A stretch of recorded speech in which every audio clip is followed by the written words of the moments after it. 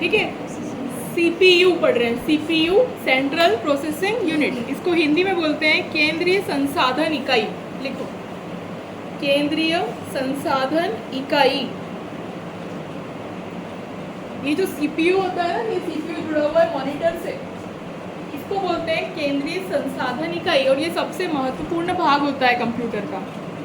इसके भी 3 भाग हैं, सीपीयू के भी हमारे पास में 3 भाग हैं।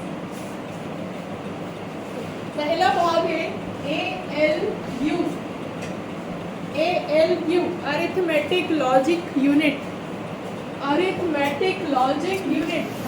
दूसरा है CU control unit, control unit. Third है मेमोरी,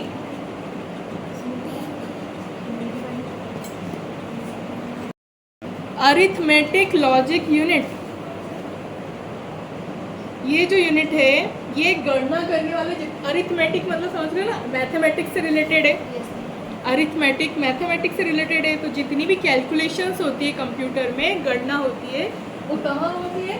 अरिथमेटिक लॉजिकल यूनिट में। तो लिखो इसको अपनी भाषा में कि जितनी भी गणना वाले कार्य होते हैं ना कंप्यूटर में, जिसमें हम गणना करते हैं, कैलकुलेशन करते हैं, वो कहाँ होते हैं? अरिथमेटिक लॉजिकल यूनिट में। और ये किससे मिलके बनी होती है? तो बहुत सारे ट्रांजिस्टर से मिलके बनी होती है, कैपेसिटर से मिलके बनी होती है, और रेजिस्टेंस से मिलके बनी होती है। ट्रांजिस्टर, कैपेसिटर और रेजिस्टर, ये 3 चीज़ों से मिलके बना होता है। कंट्रोल यूनिट, कंट्रोल यूनिट को बेटा हिंदी में बोलते हैं नियंत्रक। नियंत्रक, नियंत्रण करता है, नियंत्रक। हमारे शरीर में ऐसा कौन सा भाग है जो नियंत्रण करता है? ब्रेन, मस्तिष्क, है ना? वही नियंत्रण करके यहाँ क्लास में लेके आया है आपको, है ना? वही नियंत्रण करके किसी दिन बोलेगा आज नहीं जाना है ना? तो जो कंप्यूटर का भाग होता है, जो नियंत्रण करता है हर चीज़ पे, वो क्या कहलाता है? Control unit. लिखो इसको अपनी भाषा में।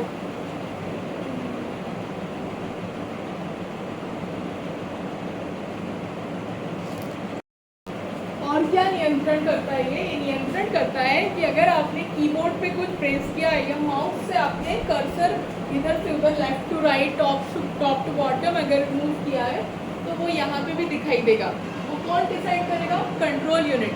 कंट्रोल कर रहा है माउस को भी, माउस की स्पीड को कंट्रोल कर रहा है, कीबोर्ड को कंट्रोल कर रहा है, प्रिंटर को कंट्रोल कर रहा है। कौन कंट्रोल करता है? Control unit. और पहला भाग जो है अरिथमेटिक लॉजिकल यूनिट, अरिथमेटिक से समझ में आ रहा है कि मैथमेटिक्स, तो उसका काम क्या होता है? गणना करना, कैलकुलेशन करना, है ना?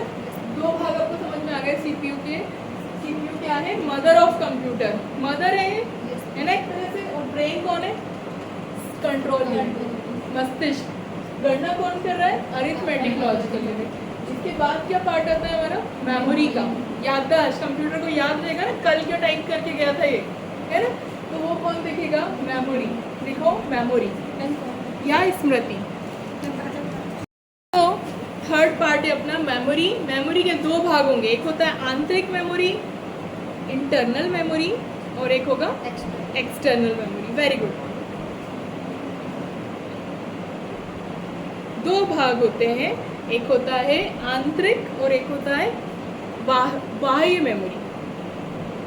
Internal, external. इंग्लिश मीडियम वाले कितने हैं यहाँ पे? फिर तुमको बाह्य समझ में नहीं आ रहा? बाह्य और आंतरिक, है ना? इंटरनल एक्सटर्नल इजी आता है ना, मोबाइल इंग्लिश में चला रहे हैं इसलिए। आती इंग्लिश तो आती है आपको इतनी, पर हिंदी नहीं आती। हिंदी भी सीखो, है ना? चलो, पहला है अपना जो आंतरिक, इसके भी 2 भाग लिखो। कौन कौन से होंगे? आंतरिक मेमोरी के 2 भाग। पहला भाग लिखेंगे अपन रोम, ROM, रोम। दूसरा भाग है रैम, RAM, रैम, है ना? यहाँ मैं लिख देती हूँ आपको। मेमोरी, मेमोरी के भी 2 भाग, इंटरनल, एक्सटर्नल। ठीक है? इंटरनल मेमोरी के भी 2 भाग,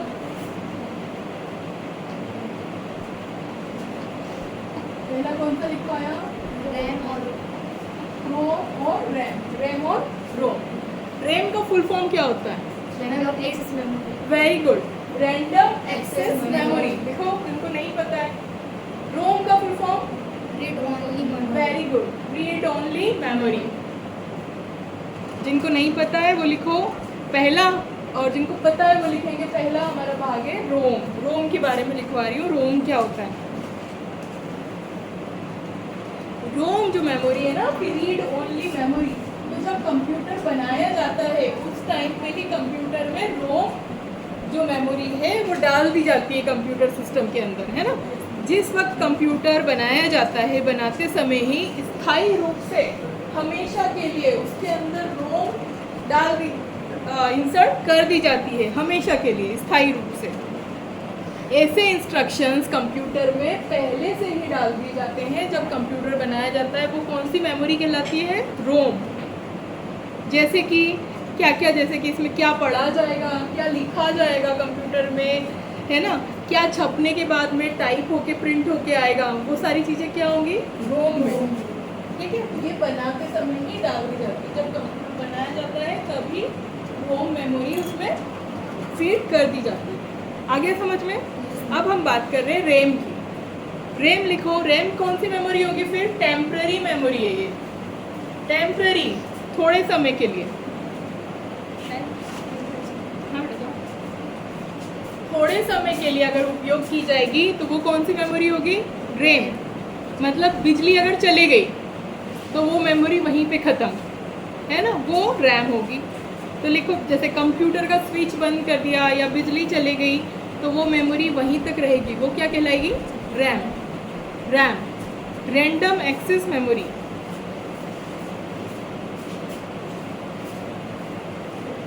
इसकी जो क्षमता होती है ये काफ़ी अधिक होती है, रोम से इसकी क्षमता अधिक होती है।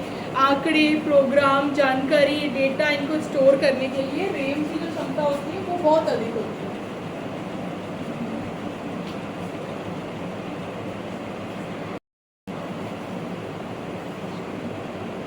इसको हम सेकेंडरी मेमोरी भी बोलते हैं। सेकेंडरी, इसे सेकेंडरी मेमोरी के नाम से भी जाना जाता है। एक्सटर्नल मेमोरी को सेकेंडरी मेमोरी के नाम से भी हम जानते हैं।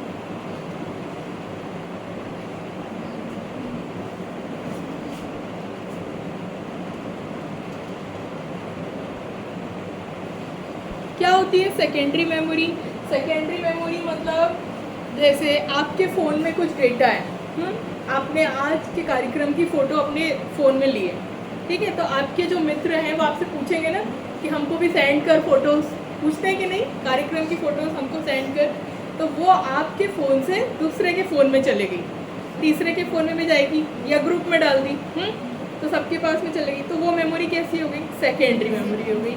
मतलब वो बाहरी मेमोरी हो गई, मतलब सिस्टम से निकल के अब वो जगह जगह जा सकती है। अभी वो सिस्टम के अंदर अगर होती तो दो प्रकार की होती, रैम और रोम। अगर वो सिस्टम में से निकल के अगर बाहर घूम रही है वो कौन सी मेमोरी कहलाएगी? Secondary memory. तो वो अलग अलग टाइप से हो सकती है, वो सीडी के फॉर्म में हो सकती है। अभी तो क्या है, फ़ोन में आपने ऐसे ही शेयर कर दिए, व्हाट्सएप पे शेयर कर दिया, इंटरनेट के थ्रू, है ना, टेलीग्राम पे शेयर कर दिया, इंस्टाग्राम पे शेयर कर दिया, तो उसमें क्या हो गया, उसमें तो आप सिर्फ इंटरनेट के थ्रू हो रहा है। पहले क्या होता था? पहले पेन ड्राइव के थ्रू होता था। पेन ड्राइव से आप लेके डेटा, उसके पहले भी क्या होता था? फ्लॉपी डिस्क होती थी, मैग्नेटिक डिस्क होती थी, ऐसे डिस्क होती थी, बड़ी बड़ी डिस्क, आपने देखा होगा। पहले जब आप गाने वगैरह सुनते थे तो कैसेट आती थी, है ना, रेडियो आते थे तो उसमें कैसेट आती थी, वो कैसेट में आप गाने भर के सुनते थे, है ना, फिर वो उसको ट्रांसफ़र करते थे। तो ये जो मेमोरी होती है ना, एक्सटर्नल मेमोरी, ये आप अलग अलग डिवाइस के थ्रू ट्रांसफ़र कर सकते हैं, है ना। तो ये मैग्नेटिक डिस्क है, फ्लॉपी डिस्क है, हार्ड डिस्क है, कंप्यूटर में लगाई जाती है ना, हार्ड डिस्क जैसे जिसमें डेटा भरा होता है। मेमोरी कार्ड होता है, फ़ोन में देखा होगा। मेमोरी कार्ड भी क्या है? Secondary memory. ऐसी मेमोरी जो सिस्टम से बाहर रह के डेटा क्या करती है, डेटा घूम सकता है उसका, वो सेकेंडरी बैकअप है। बैकअप का ऑप्शन है ना, जैसे मेरा फ़ोन ख़राब हो गया, मेरे फ़ोन में आज के कार्यक्रम के फ़ोटोज़ थे, पर मैंने संतोषी को भी शेयर करे हुए थे, तो संतोषी के पास में बैकअप है। मेरा नया फ़ोन आएगा तो मैं संतोषी से ले सकती हूँ फ़ोटोज़, तो वो इस टाइप की मेमोरी क्या कहलाती है हमारी? External memory. लिख लो इसको अपने शब्दों में। अब लिखिए एक्सटर्नल मेमोरी के प्रकार, मतलब कौन कौन सी होती है ना? माध्यम। पहला माध्यम लिखेंगे मैग्नेटिक डिस्क,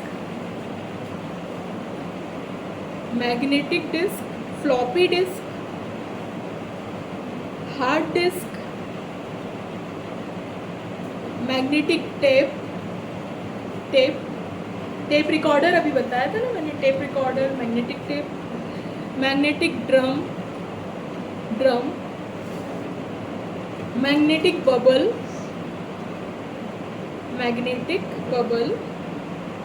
और टेप कैसेट इत्यादि। जैसे पेन ड्राइव भी लिख सकते हैं, टेप कैसेट,